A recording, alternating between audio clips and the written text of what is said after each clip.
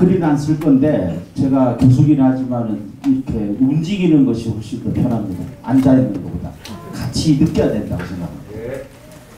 예, 제가 오늘 발제할 제목은 사전투표에 불법적으로 사용된 QR코드는 결국 DMR 코드였나.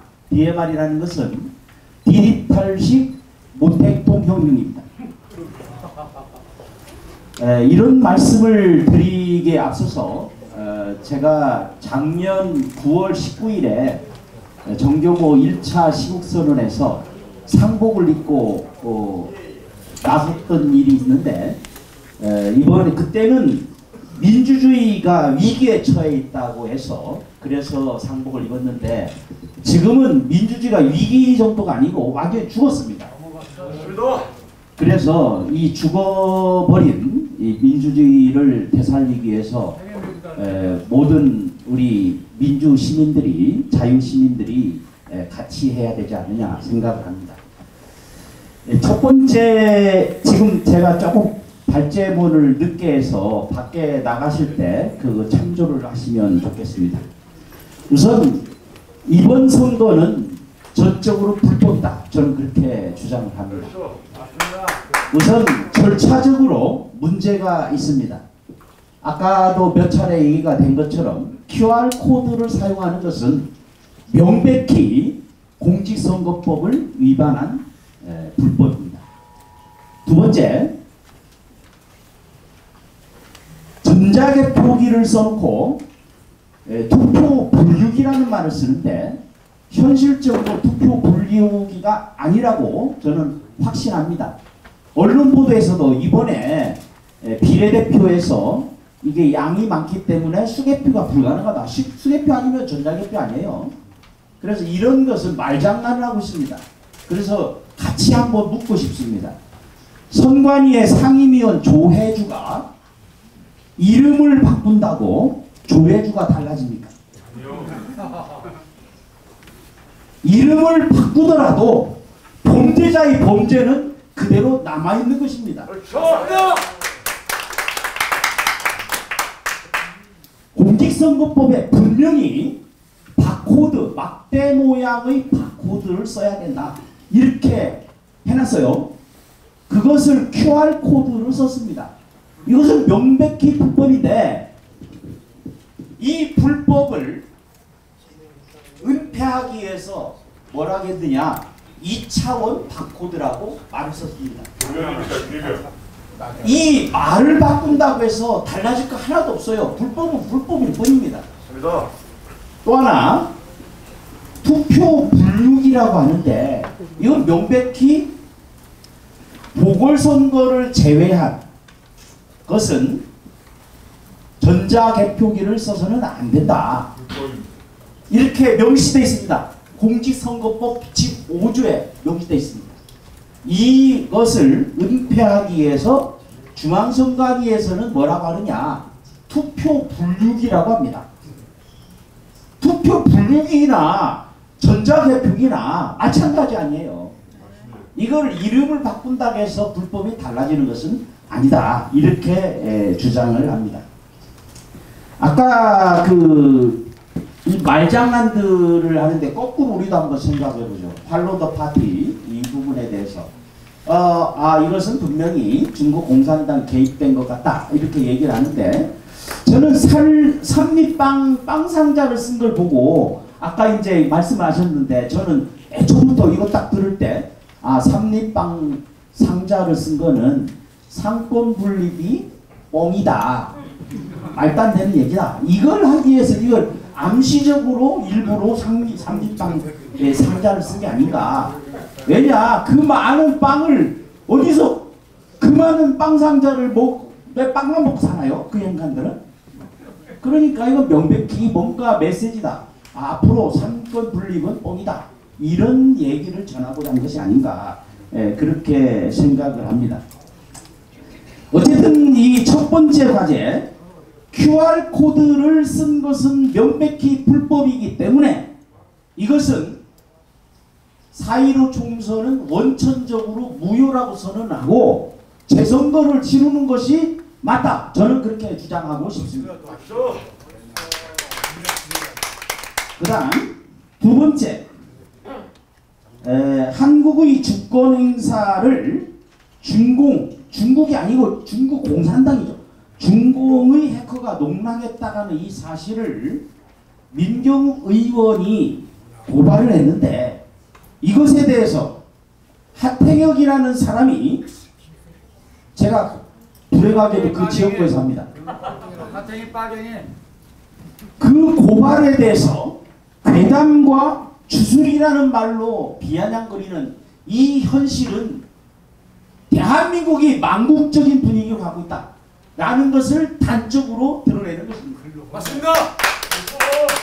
부정선거라는 것을 얘기를 하고 이것을 명명백백에게 밝혀야 한다.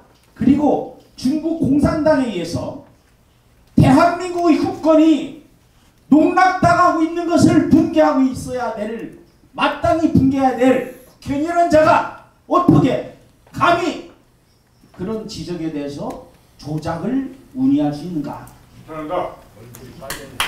이것은 온 국민이 나서서 하태경이라는 자의 의원직 사퇴를 요구해도 무방하다고 생각합니다. 감사합니다. 하태경님 이똥은 쳐버리자.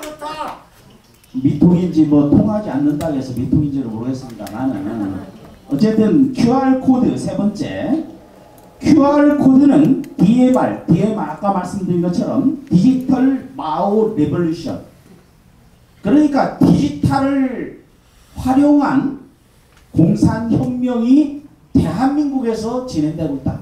저는 이렇게 생각하고 있습니다. 2018년 8월 30일에 김병관 의원은 자신을 대표 발의자로 해서 김병욱 등 9명의 더불어민주당 의원들의 동의를 얻어서 아까 지적이 된 것처럼 공직선거법 일부 개정 법률안을 제출했습니다. 여기서 주목해야 할 것은 바로 그 몇 달 전에 이라크에서 한국산 전자개표기를 써서 부정선거 의혹이 제기가 됐고, 그래서 수개표를 했는데 이건 데이터로 나타난 것입니다. 일부 지역에서 수개표를 해보니까 25%나 되는 4분의 1이나 되는 사람들이 국회의원이 당락이 바뀌었다는 겁니다. 이 전자개표기를 납품한 회사는 이번에 대한민국의 4.15 총선에서 개표 시스템을 납품한 미루 시스템입니다. 그렇다면 합리적인 의심을 할 수가 있겠죠. 대한민국의 국회의원 선거, 이것을 수개표로 전면 재검표를 하면 아마도 엄청난 숫자의 당락이 결정될 것이다. 물론 거기에는 유효표가 아니라 이렇게 섞여가지고 들어간 표들, 그리고 아까 얘기한 것처럼 사전투표에서 어떻게 사전투표 한 장 한 장 나눠주는 것이 어떻게 묶음으로 나올 수가 있습니까? 이런 거를 뺀 다음에 하면 더 많아지겠죠. 신권도 빼야 돼요. 그렇죠. 당연히 신권을 빼야 됩니다.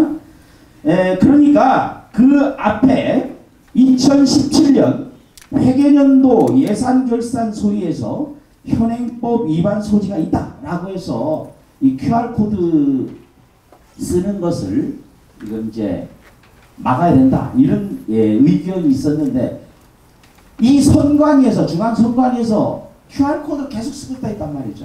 그럼 이걸 어떻게 막습니까? 그런데 중앙선관위원장은 아시다시피 대법관입니다. 현직 대법관. 그래서 중앙선관위에서 불법을 저지르는 것을 누가 심판합니까 도대체? 국민이 심판해야 됩니다. 선관위의, 지역선관위의 위원장 대체적으로 다 그 지역의 법원장 아니면 부장판사입니다. 그러니까 자신들의 불법 행위를 자신들이 심판해야 된다는 이 말도 안 되는 현실 때문에 이 불법이 밝혀지기가 어려운 것입니다. 맞습니다. 그래서 근본적으로 이 선거 제도 그리고 요 관리 제도는 고쳐져야 된다. 그렇게 생각을 합니다. 맞습니다. 그 다음 네 번째, 왜 콩고 등의 부정선거에 연루된 회사의 전자개표기를 고집하는가?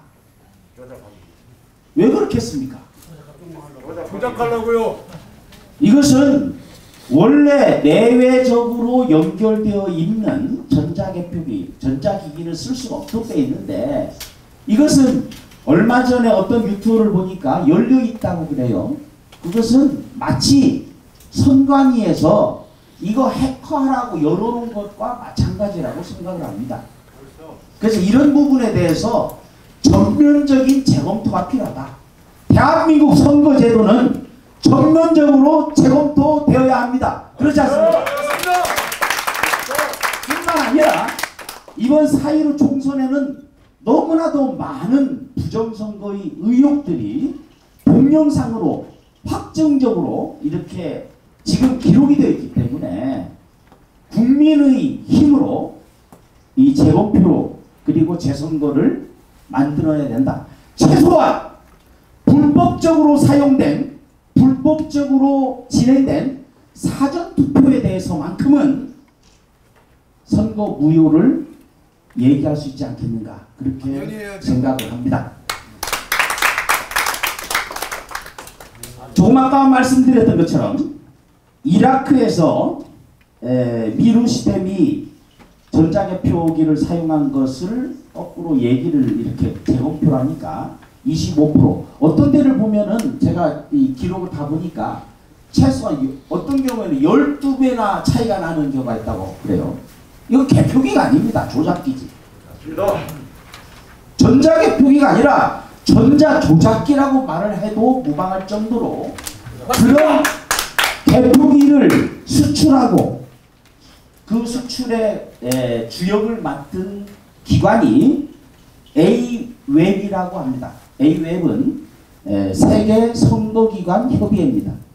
세계 이 선거기관 협의회는 한국의 중앙선관위에서 전적으로 관리하고 지원하고 경비를 됩니다. 너무나도 우스운 일 아니에요. 외국에서 철저하게 다 드러나 있는 이런 부정선거 의혹이 있는 전자개표기를 그 많은 지적과 반대에도 불구하고 이걸 계속 쓰는 이유가 도대체 뭐냐? 이것에 대해서 얘기하지 않을 수가 없습니다. 마지막으로 이것은 제가 총선 직후부터 계속해서 검토를 해왔는데 제가 한문학을 하다 보니까 숫자 약해요. 제가 참 싫어하는 게 사실 수학인데 그런데 너무나도 이상해서 지금 한 달째 계속 데이터를 보고 있지만 이거는 도저히 납득할 수가 없다. 이거를 이제 손쉽게 이해할 수 있도록 해주는 것이 뭐냐 하면 이번 총선에서는 8군데의 지자체장 선거가 있었습니다. 아시는지 모르겠습니다. 그리고 광역의원 선거가 17군데에 있었습니다. 그런데 8군데의 선거에서 기초지자체장 선거에서 천안시장은 더불어민주당에서 미통당으로 바뀌었어요. 부산광역시 중구청장 역시 더불어민주당에서 미래통합당으로 바뀌었습니다. 그 얘기는 뭐냐? 그것뿐만 아니라 광역의원에서도 더불어민주당에서 미통당으로 바뀐 곳이 몇 군데가 됩니다. 그런데 미통당에서 더불어민주당으로 바뀐 지자체 선거장, 지자체장 그리고 광역의원 없습니다. 그 얘기는 뭐냐? 이번 지방선거의 경우에는 명백히 4.15 총선에서의 그 밑바닥의 민심은 이 정권 잘못됐다, 바꿔야 한다 라는 것이 주된 흐름이었다는 것을 간접적으로 보여줍니다. 8군데의 기초지자체장 선거 가운데 경기도의 안성시는 지역구가 똑같아요. 국회의원하고 그리고 지자체장하고.